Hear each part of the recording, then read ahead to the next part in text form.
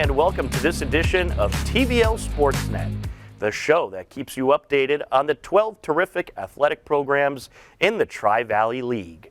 On this edition, we take you through some of the many happenings during the spring season. We start off with TVL headlines. In MIAA Baseball State Tournament Division III preliminary action, 33rd seeded Martha's Vineyard traveled to 32nd seeded Ashland on Friday, May 30th. Martha's Vineyard took the lead in the top of the 12th. Ashland looked to strike back, footage courtesy of WACA TV in Ashland.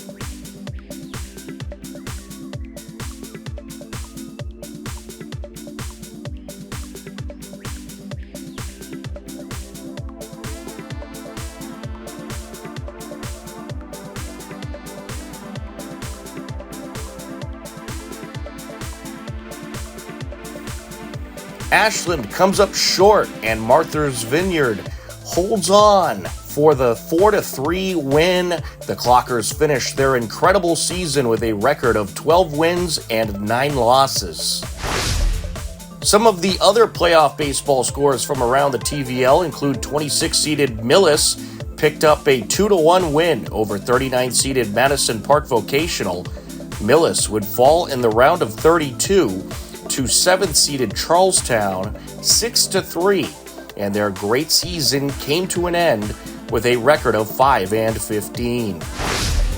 In Division III baseball action, 24th-seeded Medfield plated 3 runs in the bottom of the 6th in their preliminary game to take a 4-1 win over 41st-seeded Greater Lowell Tech. Medfield fell short in the round of 32 at 9th-seeded North Reading and ends their incredible season with a record of 12 wins and 9 losses. Also in Division III, 21st-seeded Holliston fell short in their round of 32 game versus 12th-seeded Hanover by a final of 10-1. TVL Large co-champ Holliston ends their terrific season with a record of 14-9. In softball action, 16th-seeded Medway hosted 17th-seeded Cardinal Spellman in Division III action. After Cardinal Spellman tied the game at 4 with a 3-run top of the 7th, Medway looked to walk off with the win. Footage courtesy of Medway Athletics.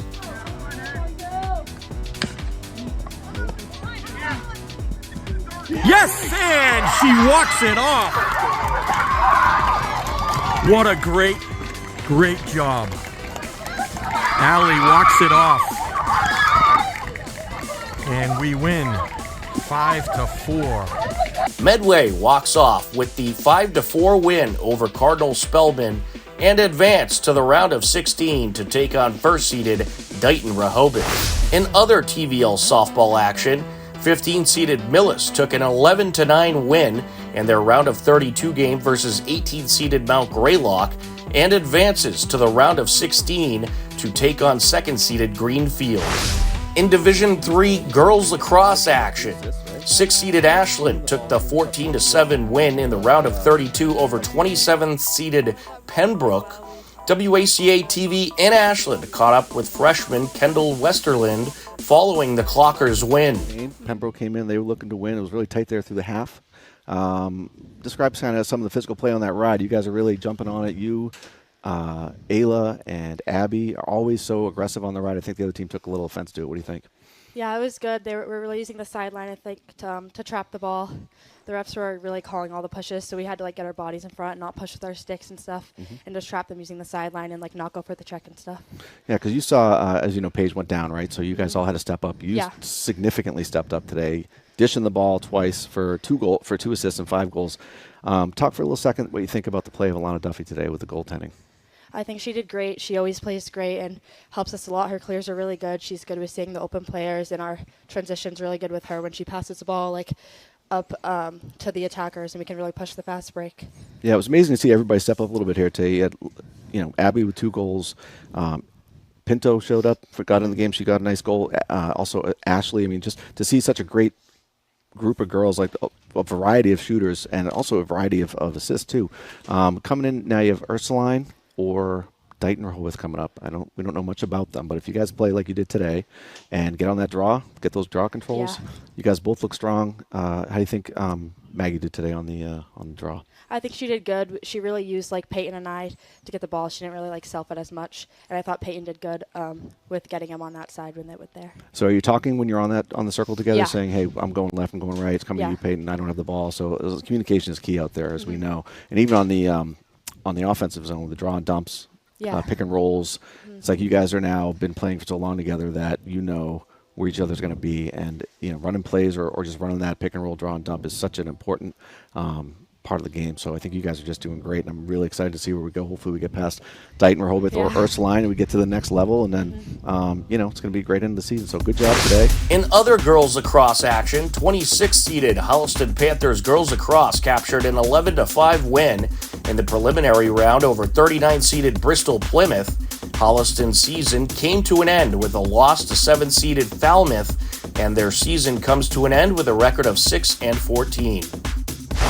19-seeded Medway girls lacrosse ended their incredible season with a loss in the round of 32. They finished 8-11. 29th-seeded Dedham girls lacrosse ends their season with a 10-9 preliminary loss to 36-seeded Chicopee. First-seeded Medfield took a dominant win over 32nd-seeded Groton Dunstable in the round of 32. Medfield, who is now 18-3, next takes on Nauset in the round of 16. In Division II girls lacrosse, the 17th-seeded Hopkinton Hillers fell short in their round of 32 game versus 16th-seeded Methuen, 17-9. The Hillers' incredible season comes to an end with a record of 11-8. Congratulations to the Westwood girls track and field team as they took the Division III state title in the 4x800 event. This video was shared on X by head coach Jen Tian. Overall, Westwood tied for third at the Division III state championships. Okay, Haley, our speedy April, most consistent run of all time. She killed it. She saw the clock and she did what she had to do. Yes, Haley! Ryan, our speedy freshman. She sacrificed so much for us. Thank you so much. And a national qualifying freshman with a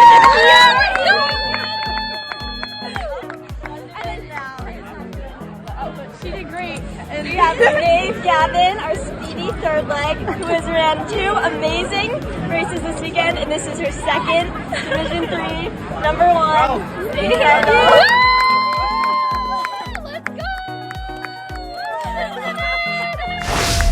Also for Westwood, the Wolverines boys 4x400 team also took home a state championship. And last but not least, Westwood's Mavie Gavin takes the state title in the 800 meter. The Norton Lancers shared their TVL Spring Award winners and all-stars. Those included are Zoe Santos, Evangeline Emerson, Molly McIntyre for girls track. For boys track, Michael Ranieri, Sean Parham, and Stevie McLennan. In baseball, Quinn Murphy and Ben Price were recognized. In boys tennis, Sam Tavasoli Hojati. And in girls tennis, Angelina Tavasoli Hojati. In lacrosse, Elise Lyons. Boys volleyball, Andrew Stroney, Anthony Diamore, and Alex George. Also in baseball, Quinn Murphy, Ben Price were named as TVL All-Stars. Honorable mentions for Norton included Dylan Ingersoll, Jake Seaver, and Owen Musto. In softball, Norton was recognized to have the TVL Small Coaching Staff of the Year. Those recognized included Cece Goodwin, Avery Soares, and Paige Donahue. They were named TVL All-Star Honorable Mentions. Lucy Paracchio, Gabby Rodriguez, Avery Tinkham, and Liana Danubio were named as TVL Small All-Stars. Liana Danubio was also named as the TVL Small MVP. The softball team for the Norton Lancers also has a nice video paying tribute to their incredible All-Stars and award winners. Here it is.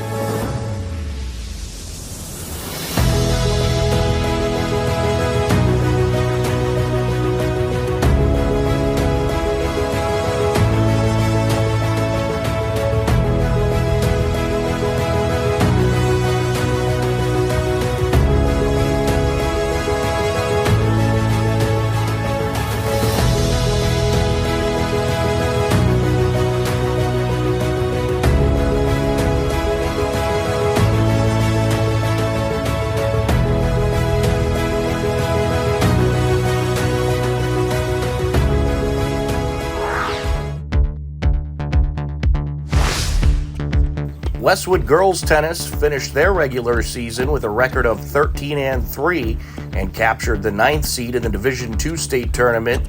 In the round of 32, the Westwood girls captured a 4-1 win over Dartmouth to improve to 13-3 and advance to the round of 16. Morgan Donahue of Westwood Media Center recently caught up with the team. Westwood girls tennis head coach Martha Loffner, legend. We got Matt Gillis behind the camera, 2 legends. Coach, nice first round win over Dartmouth. How does it feel? Getting a quick win here, in the first round and getting off to a good start. Well, it feels good. Some of our girls had pretty lopsided wins, and we had some close wins, and they are all advantageous to our team. Coach, it is always a hectic week, this type of week. It's senior week, they're out of school. You also are dealing with, graduation coming up, also all-night graduation party coming up on Sunday. How do you deal with the distractions, keep them focused for some big matches? They really enjoy playing tennis, so they like to come out and play, and we've managed to get a few practices in between all the activities. But they've stayed pretty focused, and luckily we got this match in and the weather cooperated with us. Big time. The clouds looked a little scary, but it held up. Who stuck up for you today? Who played well for Westwood today? I mean, all of them did, but which ones kind of stuck out in your opinion? I think both of our doubles teams did quite well today. For sure. They're the ones that have a lot more going on. There's a lot more strategy involved with doubles. So they really did well. They played well at the net. They played well at the end of the match, which is the most important thing. Yeah. And believe it's confirmed you guys will now take on Milton in the round of 16. Is that going to be at home? Milton, where will that be? It'll be at Milton. They are the number 8 seed. We're the number 9. Yeah. So we will travel there. We've never played them before. I don't think ever in my 12 years of coaching we've never played against them. So it'll be fun to play somebody new. Nothing better than a bus ride, especially a bus ride home after a nice win. Be the spoilers. Yes. But congrats, Coach. Tremendous win here at home. It was fun to watch, and best of luck in the match.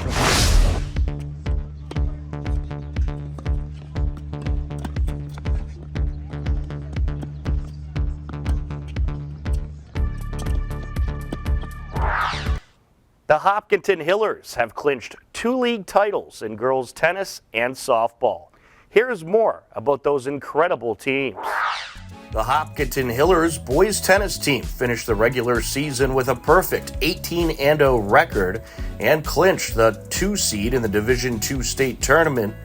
The Hillers battled 32nd seed Whitman Hanson in the round of 32 and took the win via a 5-0 sweep to improve to 19-0 and advance to the round of 16. We caught up with the captains after their playoff win. You had your first round of 32 playoff match today. How'd it go out there? It went great.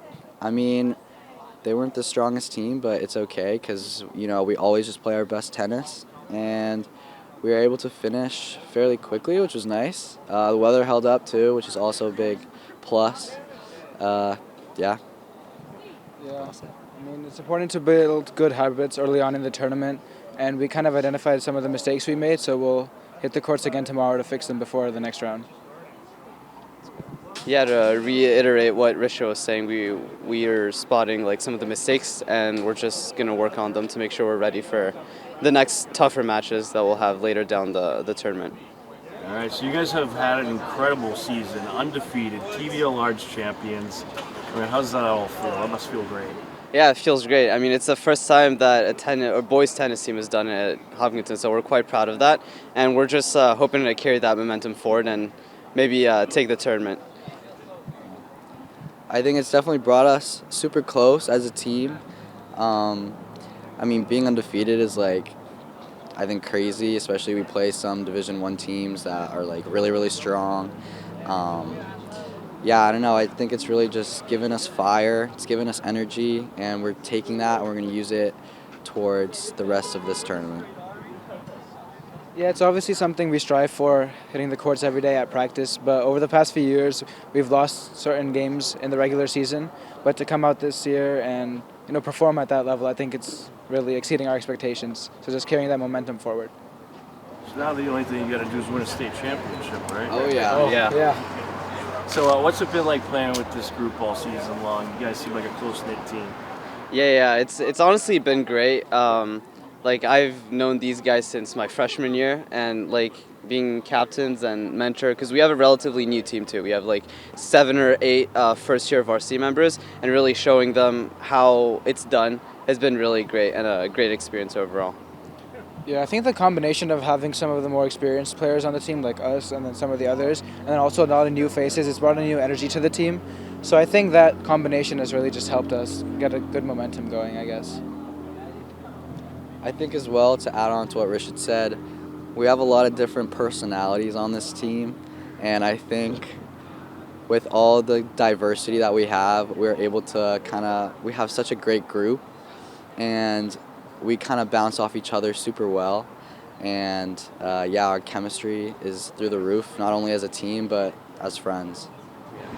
All right, and let's see, I know the ultimate goal is, of course, to win a state championship, but is there anything else that you're looking to achieve on this playoff run? I'm hoping for just phenomenal tennis, honestly.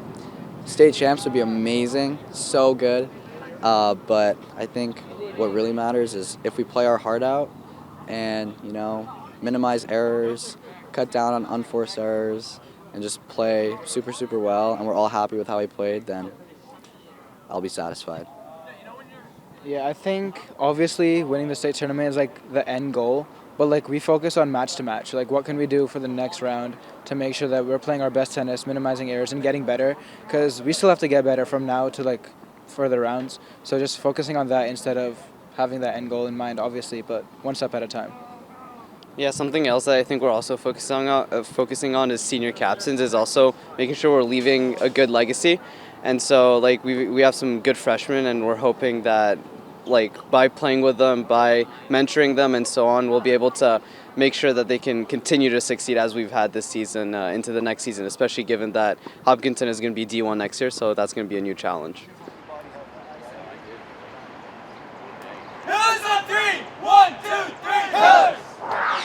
On Wednesday, June 4th, the second-seeded Hiller softball team battled 15th-seeded Marblehead in the round of 16, and it was a great battle between two very good pitchers. The Hillers got things going in the bottom of the first. And this is hit in the air, and that's going to land in the shallow right field. One run is in. Here comes another. And the Hillers played a pair with 2 outs in the inning. A 2 RBI double by Ashley Callery.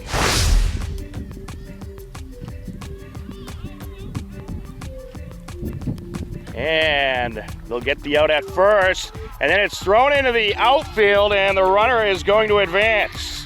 And she's going to try to come all the way home, And she will. It remained a 2-1 Hiller lead until the bottom of the 5th. And she gets a good piece of this one. That's going to land in center field. And here comes another Hiller run. And now the ball gets away, and they're going to send another one to score. And that'll turn into 2 more runs for the Hillers. A beauty of a hit by Charlotte Holden. And when I say a little bit, I mean a little bit, because this Marblehead lineup, they can hit. This is hit in the air, left side, and caught. For the out, runner from third is going to be sent home, and she will score. A nice sacrifice RBI flyout for Caroline Osmond. Wind up and the pitch, and this is up the middle. That'll trickle in. Here comes another run. Callie Arthur around to score. An RBI single for Addie Walls. Now Tessa Francis now up to 112 pitches.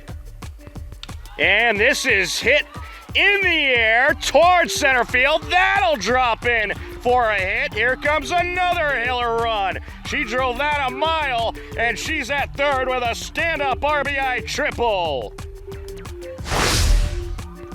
The Hillers end up taking the win 7-1. Addie Walls goes the complete 7 innings on the mound for the Hillers, giving up no earned runs and no hits while striking out 8 hitters.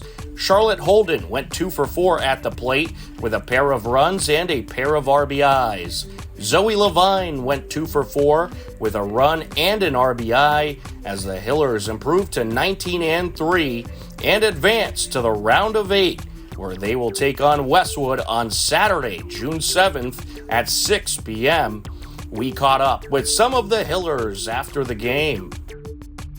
All right, moving on to the round of 8. How does it feel? It feels great. It was a little scary there for a second, but we came through. I know we could, so very excited. And it seemed like a tough lineup out there to face today. Those hitters battled. How was it facing that Marblehead team? They were a good team for sure. The pitcher had a really good changeup, and she threw pretty hard, so that was definitely something to work through. But overall, it went really well. So thank you. And your offense came through in the last couple innings, giving you a little room to work with. That must have made you feel a little good heading into those later innings. Definitely, it's nice to have some insurance and know that if I walk someone or something, it's not the end of the world. We'll be fine. The round of 8, how does it feel? I mean, it feels so good. I feel like it's just all the hard work we put in through the season just showing on the field.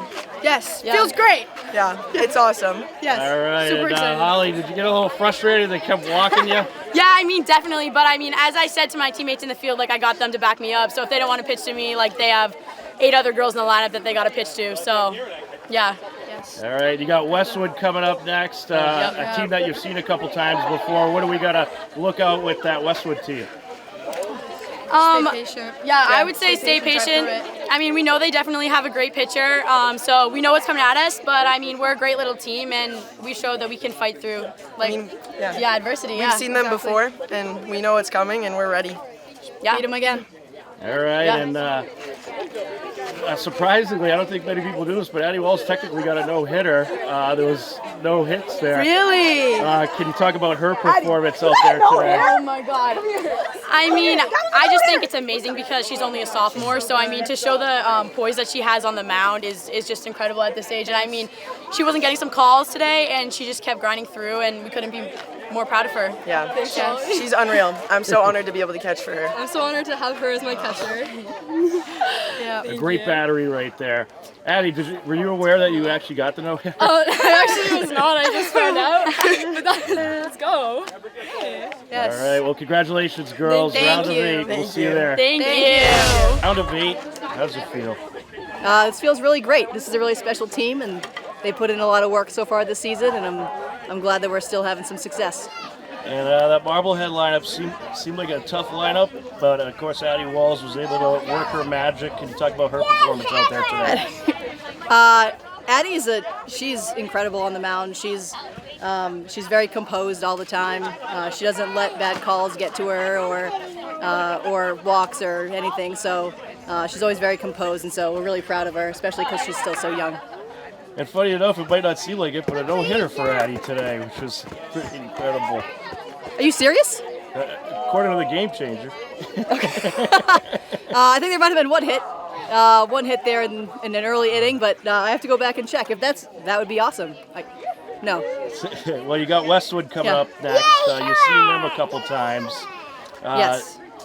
What are some of the things that you got to look out for with this very good Westwood team coming into town? We know they have a really great pitcher, and so we have to try to jump on it early and try to get a few runs on the board in the first couple innings. But I'm glad we have the home field, and we'll be able to get the last at-bats. You can view the standings, stories, pictures, highlights, and more about the 12 teams in the Tri-Valley League at TVLSports.net. TVLSports.net is an independent news and media website reporting on the TVL and is not associated with the MIAA, Tri-Valley League, or any town or school. Right now, we check in with our friends in Norwood to find out some of the latest Norwood Mustang happenings. My favorite TV show is Community. My favorite pregame ritual is listening to music, and my favorite spring sports memory is the tournament sophomore year. My favorite movie is Daddy's Home 2. My favorite pregame ritual is to blast music in my car. And my favorite spring sports memory is when Carol sang Happy Birthday to me. My favorite movie TV show is One Tree Hill.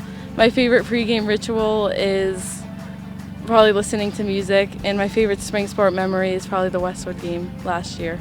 My favorite TV show is The OC. My favorite pregame ritual is sitting in my car.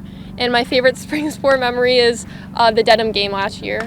My favorite TV show is House. My favorite pregame ritual is sitting in my car and really thinking about this win we're going to get. And my favorite spring sports memory is when we beat Hopkinton very recently. Very good game. That is going to do it for this episode of TVL Sports Net. A big thank you to all who joined us, and we will have another episode coming your way in the very near future to keep you informed about all the tremendous happenings throughout the Tri-Valley League. A big thank you to the multiple TVL Town stations helping us create this program, and for our amazing HCAM crew, I'm Tom Nappy. Thanks again for watching. Enjoy the rest of your day, and we'll talk to you again soon. Goodbye, everybody.